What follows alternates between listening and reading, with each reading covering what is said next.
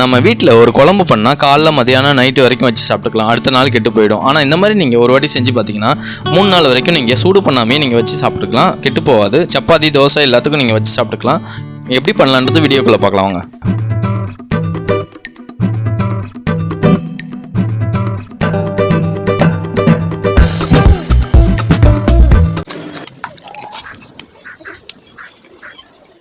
First வெங்காயம் ஒரு 1/2 kilo வெங்காயம் எடுத்துக்கோங்க.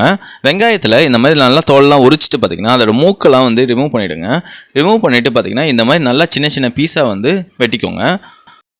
எவ்வளோ நம்ம நைஸாக வெட்டுறோமோ அந்த அளவுக்கு நமக்கு குழம்பு நல்லா டேஸ்ட்டாக வரும்.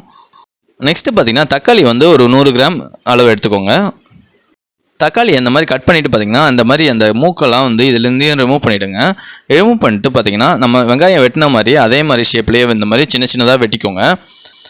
தக்காளியை வெட்டும்போது பார்த்திங்கன்னா ரொம்ப சின்ன சின்னதாக நறுக்க வேணாம், இந்த மாதிரி கொஞ்சம் பெரிய பீஸாகவே இந்த மாதிரி வெட்டிக்கோங்க. அப்போ தான் நம்ம குழம்புல போடும்போது நல்லா டேஸ்ட் கிடைக்கும் நமக்கு. தக்காளியை வெட்டிட்டு பார்த்திங்கன்னா இந்த மாதிரி எல்லாத்தையும் ஒன்றா சேர்த்து வச்சுக்கோங்க. நெக்ஸ்ட்டு பார்த்திங்கன்னா புளி கரைச்சி வச்சுக்கோங்க. புளியோட அளவு பார்த்திங்கன்னா ஒரு 25 கிராம் அளவு எடுத்துக்கோங்க. அப்படி இல்லைன்னா ஒரு எலுமிச்சம்பழம் அளவு உருண்டை அளவு எடுத்துக்கோங்க. எடுத்து இதை நல்லா இந்த மாதிரி தண்ணியில் விட்டு நல்லா கரைச்சி வச்சுக்கோங்க. நெக்ஸ்ட்டு பார்த்திங்கன்னா ஆயில் ஒரு 100 ml ஆயில் விட்டுக்கோங்க. ஆயில் நல்லா ஹீட் ஆனதுக்கப்புறம் பார்த்திங்கன்னா நம்ம வெட்டி வச்சிருந்த வெங்காயத்தை ஆட் பண்ணிக்கோங்க. எண்ணெயை பொறுத்த வரைக்கும் பார்த்திங்கன்னா நீங்கள் நல்லெண்ணெய் அப்படி இல்லைன்னா கடலெண்ணெய் யூஸ் பண்ணிக்கோங்க. அப்போ தான் குழம்பு ரொம்ப டேஸ்ட்டுக்கு வரும்.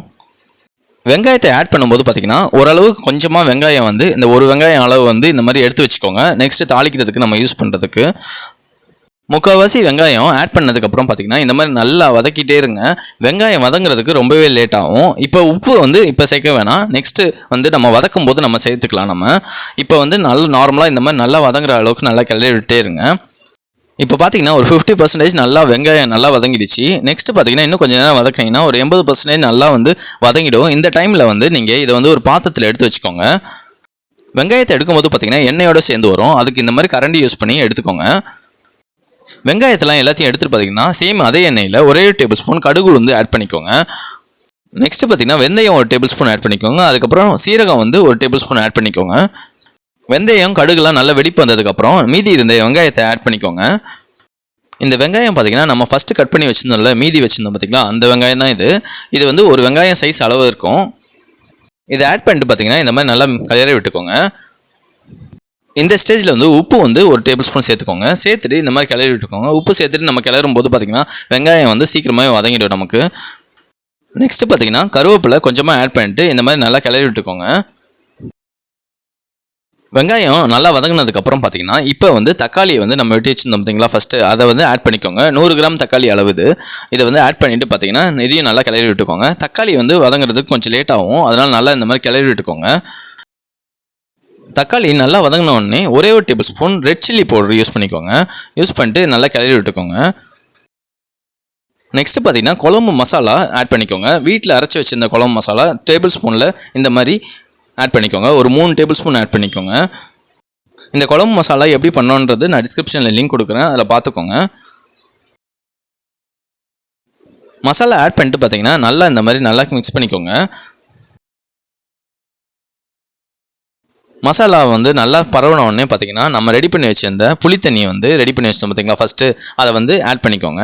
ஆட் பண்ணிவிட்டு நல்லா இந்த மாதிரி கிளறி விட்டுட்டே இருங்க. இப்போ பார்த்தீங்கன்னா இந்த ஸ்டேஜில் தண்ணி ரெண்டே 2 பவுல் ஆட் பண்ணிக்கோங்க தண்ணி. இந்த தண்ணியோட அளவு பார்த்தீங்கன்னா நம்ம எந்த இதில் புளி தண்ணி எடுத்தோமோ அந்த இதில் 2 பவுல் ஆட் பண்ணிக்கோங்க. 2 பவுல் அளவு தண்ணி ஆட் பண்ணிட்டு இந்த மாதிரி நல்லா கிளறி விட்டே இருங்க. நம்ம மசாலா ஆட் பண்ணியிருக்கிறதுனால இதில் பச்சை வாசனை வரும், அதனால் நல்லா கிளறி விட்டு பார்த்தீங்கன்னா மூடி போட்டுட்டு பார்த்தீங்கன்னா ஒரு 5 நிமிஷம் நல்லா இந்த மாதிரி கொதிக்க விட்டுருங்க. 5 நிமிஷம் கொதிக்க விட்ட உடனே பார்த்தீங்கன்னா இந்த மாதிரி நல்லா பபுள்ஸ் வந்துடும். இந்த ஸ்டேஜில் பார்த்தீங்கன்னா லைட்டாக இந்த மாதிரி மிக்ஸ் பண்ணிவிட்டு பார்த்தீங்கன்னா நம்ம ஆல்ரெடி ஃப்ரை பண்ணி வச்சுருந்த வெங்காயத்தை ஆட் பண்ணிக்கோங்க. ஆட் பண்ணிவிட்டு உடனே பார்த்தீங்கன்னா இந்த மாதிரி நல்லா மிக்ஸ் பண்ணிகிட்டே இருங்க. மிக்ஸ் பண்ணாமல் இருந்தீங்கன்னா அடி பிடிக்க ஆரம்பிச்சிடும். இந்த மாதிரி நல்லா மிக்ஸ் பண்ணிகிட்டே இருந்தீங்கன்னா உங்களுக்கு அந்த நல்ல டெக்ஸ்சர் கிடைக்கும் நமக்கு. ஆல்ரெடி இந்த வெங்காயத்தை பார்த்தீங்கன்னா நம்ம 80% நம்ம ஃப்ரை பண்ணிட்டோம். இப்போ போட்ட உடனே பார்த்தீங்கன்னா ஃபுல்லாக வெந்துடும் நமக்கு. நல்லா இந்த மாதிரி மிக்ஸ் பண்ணிகிட்டே இருங்க மேக்ஸிமம். நெக்ஸ்ட்டு ஒரு கொதி வர வரைக்கும் வெயிட் பண்ணிடுங்க. இப்போ பார்த்தீங்கன்னா நல்ல ஒரு கொதி வந்ததுக்கப்புறம் இந்த மாதிரி நல்லா கிளறி விட்டுக்கோங்க. கிளறி விட்டு பார்த்தீங்கன்னா இப்போ பார்த்தீங்கன்னா கொஞ்சம் ட்ரை ஆகிடுச்சு பார்த்தீங்களா. இந்த மாதிரி வந்தவொடனே இந்த மாதிரி எடுத்து பாருங்கள். எடுத்து பார்க்கும்போது பார்த்தீங்கன்னா உங்களுக்கு வந்து அதோட டெக்ஸ்சர் வந்து உங்களுக்கு தெரியும். நமக்கு இந்த மாதிரி கரண்டியில் எடுத்து பார்க்கும்போதே உங்களுக்கு அந்த ஆயிலோடு சேர்த்து அந்த ஆனியனும் நமக்கு வரும். இந்த ஆனியன் குழம்பை பொறுத்த வரைக்கும் பார்த்தீங்கன்னா நம்ம வந்து சூடு பண்ணாமையே வந்து 3 நாள் வரைக்கும் நம்ம வச்சு சாப்பிட்டுக்கலாம். ஃப்ரிட்ஜில் வச்சு நீங்கள் சாப்பிட்டீங்கன்னா ஒரு 5 நாள் வரைக்கும் நம்ம வச்சு சாப்பிட்டுக்கலாம். கெட்டு போகவே போகாது.